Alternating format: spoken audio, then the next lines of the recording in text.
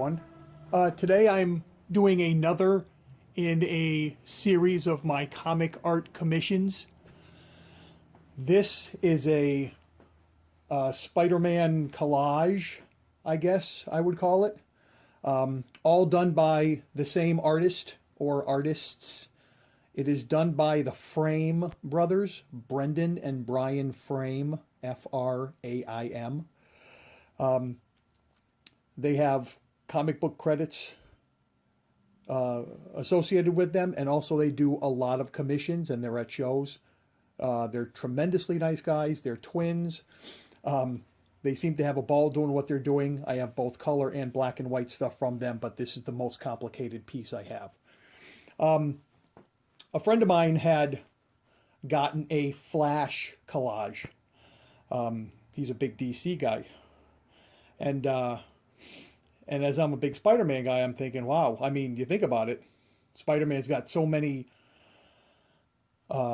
moments in his life, in his timeline, starting with the first, which is right here in the lab, when the spider comes down, the irradiated spider comes down and bites him. And then that leads to the death of Gwen Stacy by the Green Goblin. Mary Jane is popped in here. He did a couple faces. He did Aunt May and Mary Jane, just to have the people in his life. We have the black suit here. And we have a battle with the Hobgoblin, who is my personal favorite villain. And then, of course, we have the main Spidey image right here. The thing about the frames is their style is very simple. And that's not a knock. That's a good thing.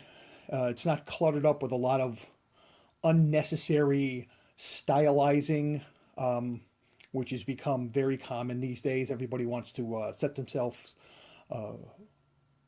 aside from mainstream, or what would be known as more of a comedy comic art style. Any artist can draw Spider-Man, but so many of them want to draw it in such a way that nobody has drawn it before. Well, he's very popular for a number of reasons. One of them is his style, his costume. Don't add anything to it. Don't necessarily need to change anything with it. This is the classic red and blues. Some draw it with the web, like a web design underneath, almost like a wing. Different artists have done it and different artists have not done it.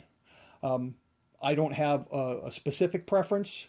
Without the webbing is kind of a cleaner look. You would think that it would in some way get in the way of him doing his spider-tastic stuff. But if they were to send it and it had the webs underneath it, I wasn't going to complain. The web design, the web idea was mine. I thought it was an easy choice to divide up the different scenes, just having spaces in the webbing. And they popped in, like I said, they popped in Aunt May and Mary Jane here.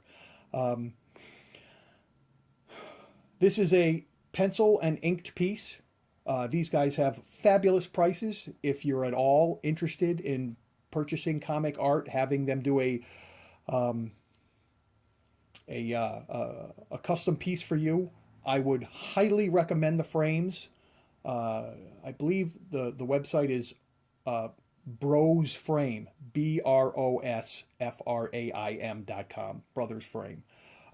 But you put in the Brendon or Brian Fraim, and eventually you're going to find, with very little effort, you're going to find the Frames website. Wonderful prices, tremendous service, quick turnaround time. That's another big one, quick turnaround time.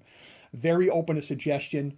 Like I said, I have several by them. This is my favorite because very few times do you get exactly what you're looking for in a commission. There's always a little something that you talked about that maybe you didn't get, or somehow the artist, and I generally give them a little leeway to shake it up a little, but still within the same parameters which I asked for.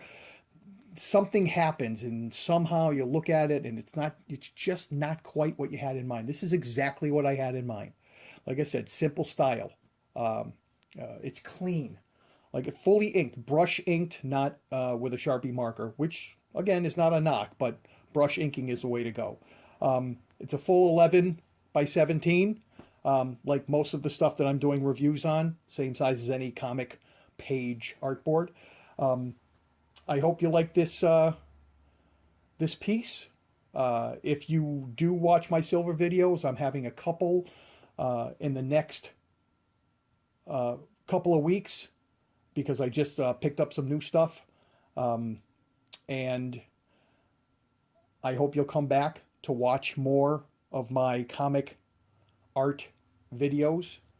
I thought I had a couple waiting to be posted, but I didn't, so I had to make one. And so I opened up my portfolio and it was staring me in the face, and I really don't understand why I didn't do that previously because it's such a good piece. Thank you for watching. I hope you come back for another installment, and keep an eye out for my silver videos, and have a nice day.